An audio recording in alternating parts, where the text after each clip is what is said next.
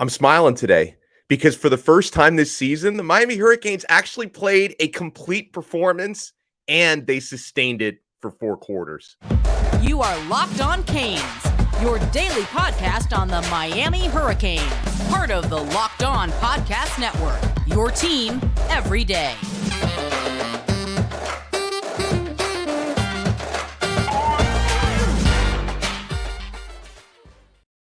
The Miami Hurricanes win a game.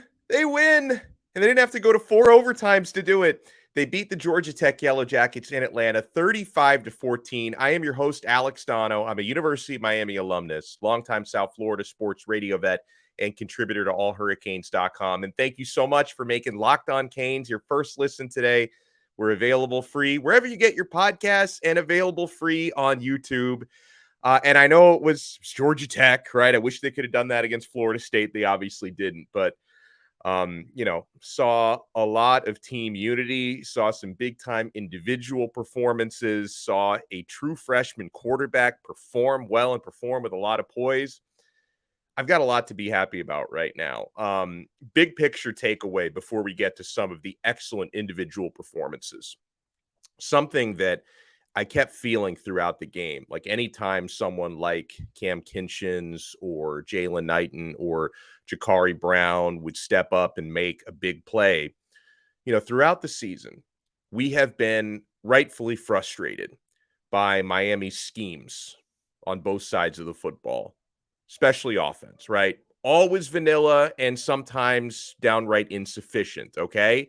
The coordinators, especially on the offensive side of the football, have probably not done enough this year to scheme problems away, okay? But at the same time, and this is what I was reminded of watching that Georgia Tech game, okay? At the same time throughout the year, you want to call out the schemes and the game planning, fine. But at the same time, Miami's talent had not been doing enough to rise above the schemes and just make plays, okay? Because not every great team out there reinvents the wheel with their schematics, right? Most of the time, it's the talent that makes the schemes look good or look even better than they are, okay? And that's exactly what happened against Georgia Tech, okay? The same way that at times you guys have thought I'm not hard enough on coaching, I'm also not going to give coaching that much credit for what I saw against Georgia Tech because a lot of that was the talent stepping up. And that's a big ingredient that's been missing from this team throughout the year, right? On offense, Jaylan Knighton and Jacurri Brown made that decimated offensive line really look better than they really were because when I was watching the game, I was like, oh, I'm pretty impressed with the offensive line today. And you still can be, right? Like, impressed with the offensive line with how injured they've been. They only gave up 1 sack in the game, and Miami put up a ton of rushing yards. But then if you actually go through and look for what it's worth at the Pro Football Focus grades, nobody on the offensive line was very good, but you had people like Jaylan Knighton and Jacurri Brown in the running game taking more than what was given to them. When you talk about creating extra yards after contact, they were taking more than the blocking was giving to them. And that's the sort of thing. And it hasn't mattered whether Miami's playing against a good team or a bad team. They've not been making enough big plays and getting extra yards. And that's exactly what they were able to do. Okay. So before we talk about some of the individuals on the offense, when we're talking players, when we're talking people stepping up and making plays, it's only right to start with Kam Kinchens on the defense. He was real and he was spectacular. Kam Kinchens was the ultimate eraser. 3 interceptions on the day, including a pick 6, because why not? Right? With the type of day that Kinchens was having, why not put the punctuation with the exclamation point on it, scoring the game-sealing pick 6 in that one. 99 yards he had to run to score that touchdown, by the way.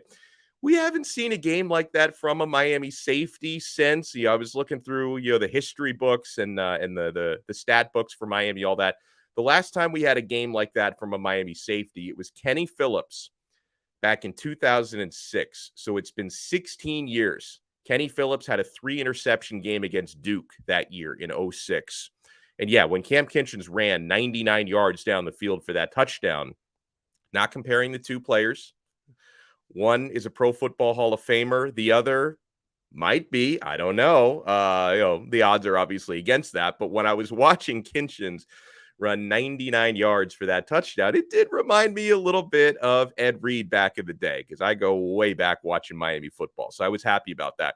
As far as how Kinchens graded out, a near perfect 94.9 on Pro Football Focus. Yes, that was the highest graded Kane on either side of the football.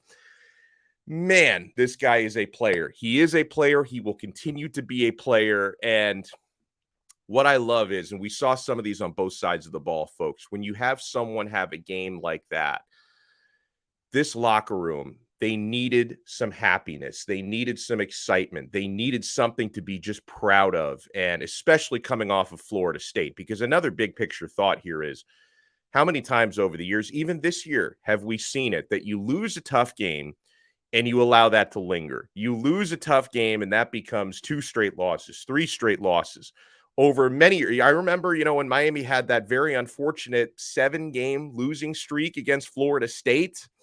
Usually when Florida State would beat Miami in October, usually when that game would be played, that would turn into a 2-3 game losing streak. And Florida State took us to the woodshed last week. I love the way that Miami was able to bounce back, right? And I know, listen, it's Georgia Tech. They're not world beaters, but they've won some big games this year. They beat Duke, who Miami got slaughtered by. They've beaten Pittsburgh this year. So the Georgia Tech is not nearly as much of a pushover, especially since they fired Jeff Collins earlier in the year. They've been a lot better since they made their coaching change. Brent Key has done better as the interim coach. So listen, I'm not putting asterisks on anything. I know it was Georgia Tech, but I'm not putting an asterisk on it for that reason. Kam Kinchens was spectacular. I was also impressed with Tyreek Stevenson. He graded out very well at an 81.1. He had an interception of his own. Mitch Agude had a big sack. He had 2 TFL in the game. I feel like, Don Bailey and Joe Zagacki kept calling Agude's name. Wesley Bissaint. He is an absolute freaking stud, okay? When I talk about how excited I am for the future at Miami, he is a huge part of it. Yes, on this show, we talk a lot of recruiting. We talk a lot about the class of 2023 and who's coming in and who's going to make this defense and this offense better. But when it comes to young linebackers, and Miami's got some good ones coming in 2023, Wes Bissaint is a huge part of that. We have a great one here already. There are other very good to great ones coming in. Bissaint is great, and he will be great, and he's already here. Wes had 6 tackles, and when this guy hits you, you feel it. He graded out top 5 among Miami's defensive players, a 73.3, according to Pro Football Focus. And all right, we're going to talk about the offense when we come back. I'm losing my voice a little bit. I wasn't even at the game. Like, if I was at the game in Atlanta, you could understand, oh, yeah, Donno's losing his voice because he's yelling over those Georgia Tech games. I was just yelling at the TV at the WQAM studios, and I'm losing my voice now. So we're going to talk about the big debut for Jacurri Brown. Excellent performance by the true freshman quarterback. First true freshman to start a game at Miami at the quarterback position in 8 years. We will talk about what he did. We will talk about the running game right after we talk about Upside. Folks, I've been using the Upside app since 2020. I use it every time I get gas. I use it when I eat out at restaurants. I use it when I shop for groceries. I'm getting cash back, money, no strings attached. It's so easy. Inflation has everybody thinking about different ways to cut back. Maybe you've been driving less, dining out less, or buying less from the grocery store. There's nothing fun about less, but that's why I started using Upside. It's an incredible app for anyone who buys gas, groceries, or dines out. With Upside, I don't have to cut back because I'm getting cash back on every purchase. To get started, you download the free Upside app. Guys, they make their money through advertising for these businesses, so you don't pay a dime for this, guys. Free app, Upside. Use my promo code LOCKED and get $5 or more cash back on your first purchase of $10 or more. Next, you just claim an offer for whatever you're buying on Upside. You check in at that business, pay as usual with a credit card or debit card, and you get paid. In comparison to credit card rewards or loyalty programs, you can earn 3 times more cash back with Upside. Upside users are earning more than $1 million every week. That's probably why they've got a 4.8 star rating on the App Store. Download the free Upside app and use my promo code LOCKED to get $5 or more cash back on your first purchase of $10 or more. That's $5 or more cash back on your first purchase of $10 or more using promo code LOCKED. Thank you guys so much for being locked in here on Locked On Canes. So let's talk about Jacurri Brown. Let me know, guys, how confident are you feeling that Jacurri Brown is going to be the future long-term solution, future QB1? I mean, he's QB1 today, but will he be QB1 next year? Are you starting to feel confident about that? Leave us a tweet at Locked On Canes, and if you follow us at Locked On Canes, we will follow you back. So let's talk about today or yesterday before we talk about the future, okay? Let's talk about Saturday. We got word several hours before game time. Pete Thamel was the first to report it, that Tyler Van Dyke out. Shoulder injury, he wasn't going to play, which we suspected all week. At no point during the week did I expect Tyler Van Dyke to play on Saturday. So then you were down between Jacurri Brown and Jake Garcia, Garcia being the more experienced guy. I am so glad that Mario Cristobal decided to start Brown over Garcia, because I had my doubts that he would. I thought they might say maybe the more experienced guy starting, with Jacurri, he would have played either way. Maybe the more experienced guy starting maybe gives us the better chance to win. I didn't feel that way. And ultimately, Mario didn't feel that way. And I'm glad. Jacurri Brown, as we've known for weeks, is such a dangerous runner. This man fights for every yard he picks up. And guys, I talked about Kam Kinchens' performance, rallying the troops, getting everyone excited and buzzing and being contagious. What Jacurri Brown does running the football, it is contagious. He sets an example for that entire offense. His competitiveness is a contagion. 77 of Jacurri Brown's 87 rushing yards came after contact, right? When I talk about getting more than the offensive line is giving to you, both Jaylan Knighton and Jacurri Brown did that. 77 out of 87 yards after contact. And this guy gets 87 rushing yards. Again, despite, Miami's O-line, they played as a unit. And I give them credit because there are so many regular guys and starters out, and it was a thin group to begin with. They played well as a unit. Nobody really stood out individually. So he gets that despite Miami's O-line being decimated. And Jacurri Brown, we're starting to actually see him throwing the football. There was some good and obviously some bad there, okay? It's, unfortunately, the young man is not lighting it up through the passing game yet, but he's showing so much improvement there, guys. Because if you go back to spring ball and the early days of fall camp, just the way his ability to throw and read defenses and get into rhythm, it's improved so much in the passing game between several months ago to now. It's improved so much. His ability to make decisions and make reads. 3 touchdown passes in the game, 0 interceptions. And listen, it was about him going out there and executing, right? So I give the player more credit than I give the coaching in this sense. However, I will say I give Josh Gaddis some credit for calling the right game for Jacurri.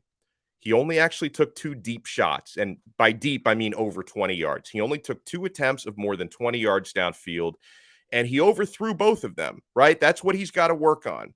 But 14 for 19 for Jacurri, 136 yards, made some good throws, some intuitive throws. Really, the only problematic throws Jacurri Brown had was throwing the football too hard, right? He had, it was a screen, I think it was attempted to Colby Young, where he just put way too much mustard on it. And it was like, it was a little inaccurate, but had it been a little bit softer, it would have still been catchable. But it was a cannon. Like, sometimes he just doesn't know how to dial it down. Like, I heard him. He was being interviewed by Don Bailey Jr. yesterday after the game. And DBJ asked him, like, flat-footed, how far downfield can you throw it? Just flat-footed. He's like, 69, 70 yards, he said.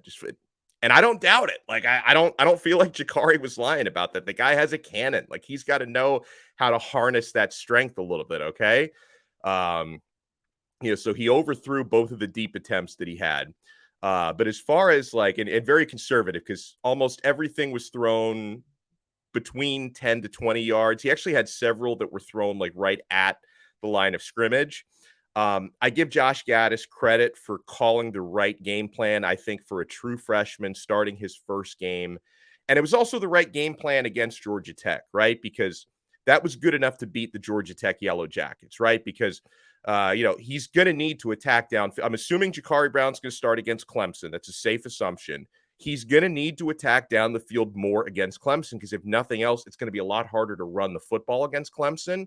But against Georgia Tech, I thought the game plan was adequate and it was executed almost flawlessly by Jacurri, because I had a few comments from people, because Canes fans, God bless you, but some of you, not all of you, some of you just like to complain no matter what the situation is, right? You're getting a comfortable victory. Some of you still find things to complain about. I had people telling me, well, you can't beat Clemson that way.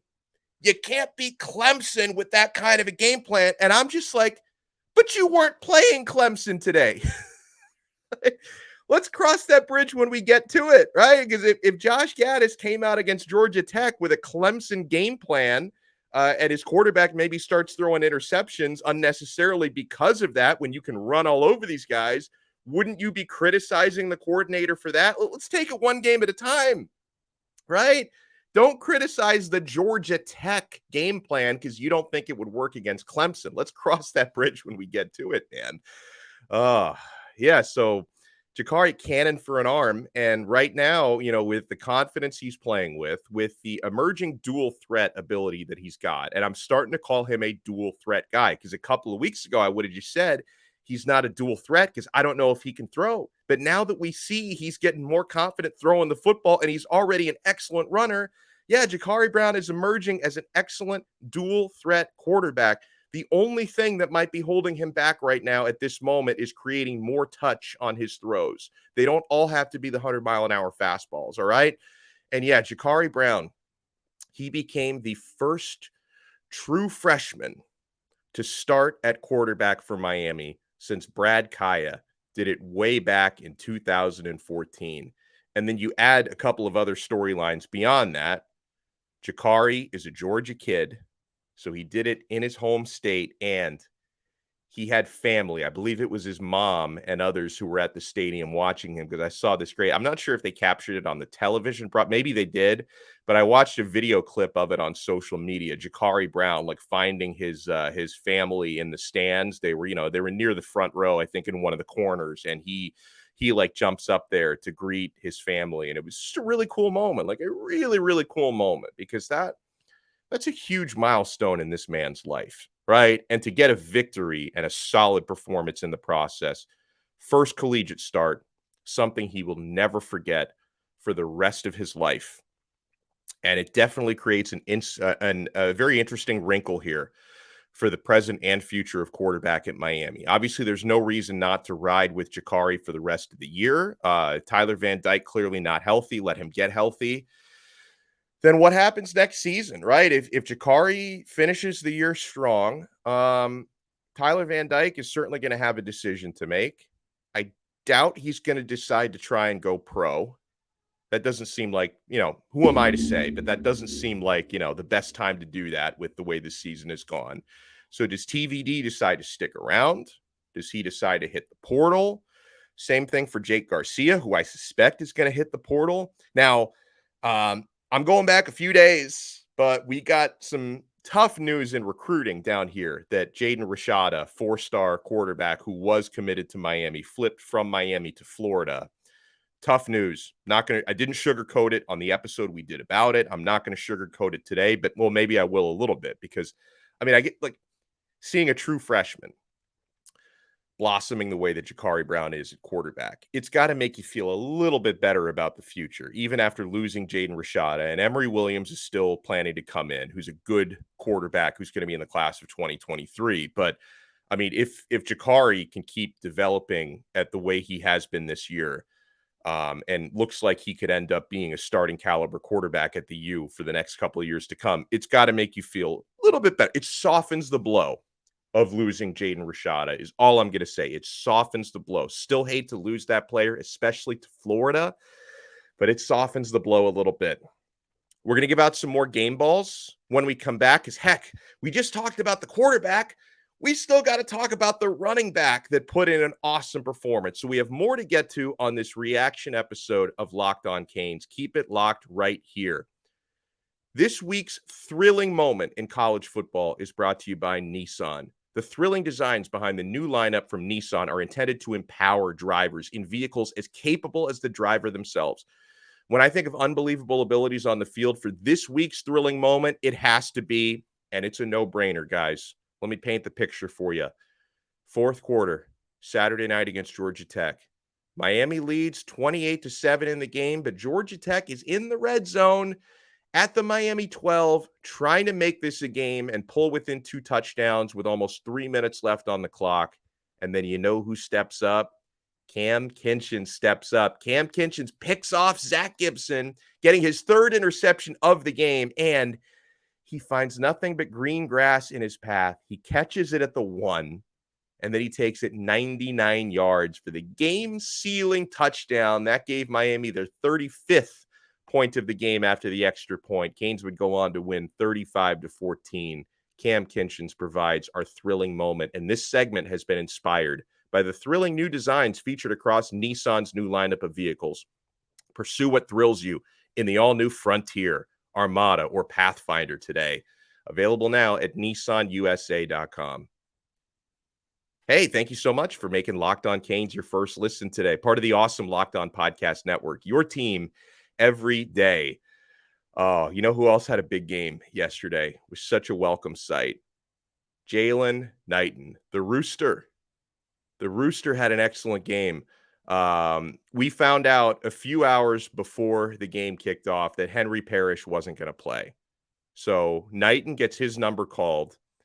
Probably the best performance of any Miami running back all season. And his best performance since facing Georgia Tech last year. That was the last time he had 100 yards in a game, was last year against Georgia Tech. This year, 16 carries, 118 yards and a touchdown. And what I love most about that was 7.4 yards per carry, and he forced 7 missed tackles in the game. One guy forcing 7 missed tackles is a lot. For example, Miami's entire defense, which it was still too much, right? Miami's entire defense had 10 missed tackles, which is too much.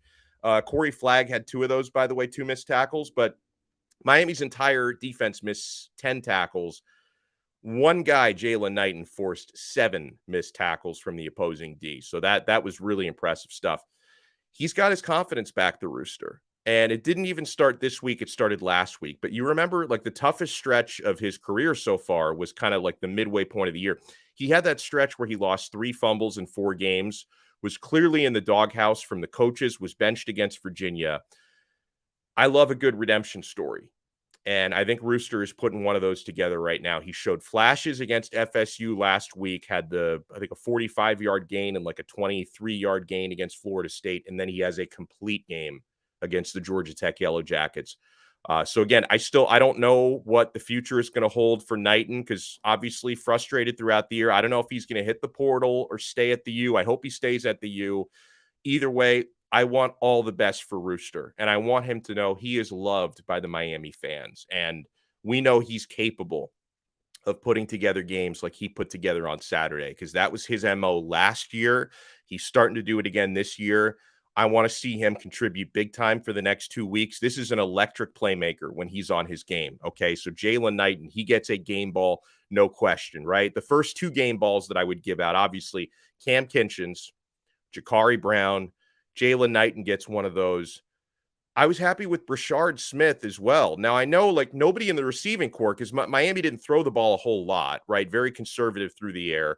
But he was Miami's leading receiver with 4 catches. 4 catches, 37 yards. Brashard Smith forced 3 missed tackles in this game. He also had a carry. This is the way I want Brashard to be used, right? Because we talked about him preseason being the Deebo Samuel type, right? I want to see him running the football more. He had a carry for 9 yards and a first down in this game. Caught 4 passes. I want to see more like that from Brashard Smith, so he gets a game ball. And I'm not going to ignore special teams either. Now, our Groza semifinalist, all he had to do was kick 5 extra points. No field goal attempts for Andres Borregales. All the extra points were good. But this was a good game for Miami's punter, right? But there were stretches in this game, right? From like mid-second quarter through the fourth quarter when there was not a whole lot of offense, not a whole lot being done, scoring points for either side, of course. Lou Hedley, field position very much defined this game. The Aussie had 5 punts for 230 yards in this game. He put Georgia Tech inside their own 20 in 3 out of those 5 punts, and he pinned them inside the one time. Now, it was not his fault they engineered a 99-yard touchdown drive when he pinned them at the 1, but he did pin them at the 1, which was awesome. Lou Hedley was another big part of this W for Miami. So, folks, let us know if we missed anything here. I want to see some of the comments here that we got, because I did throw this out to Twitter as well. Otto says on Twitter, solid win goes without saying. Players on both sides of the ball seem confident and all in for the team. Very well said. I had a comment from somebody in my direct messages yesterday who was like, I know this is Miami's their 5th win of the year, but this was like the first time even after a win where it felt like just a solid performance all the way through. And he's right? Because like the Virginia win 4 overtimes, it was ugly. It was a win, but it was ugly. The Virginia Tech win, 17 penalties, that was ugly, right? I mean, the Southern Miss win, I guess the Bethune-Cookman win was pretty, but against that opposition, it's like you can't take away a whole lot. Like this was like the first really feel-good win Miami has gotten all year. They played as a team. They played for each other. They played united. I absolutely love it. Let me see what else we got here. Our guy Alan at caneswarning.com tweets to me. He says, just looking at the snap counts, and Keyshawn Smith had 0 after starting early in the season. Wide receivers snap counts per Inside the U. Colby Young had 57. Frank Ladson had 37. Restrepo had 31. Jacoby George, 24. Brashard Smith, 23. Michael Redding, 5.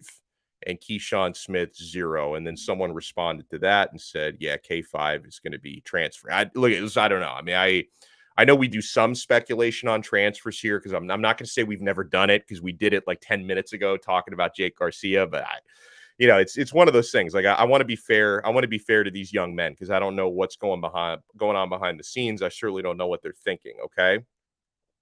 Robert Hutchinson writes to us, only thing I got to say is Gaddis still had some issues of not trusting his quarterback, especially when we got up 2 touchdowns. He can't learn to pass if you don't call plays to allow him to pass. Yes, he was 14 for 19, but I don't think he had any pass attempts over 30.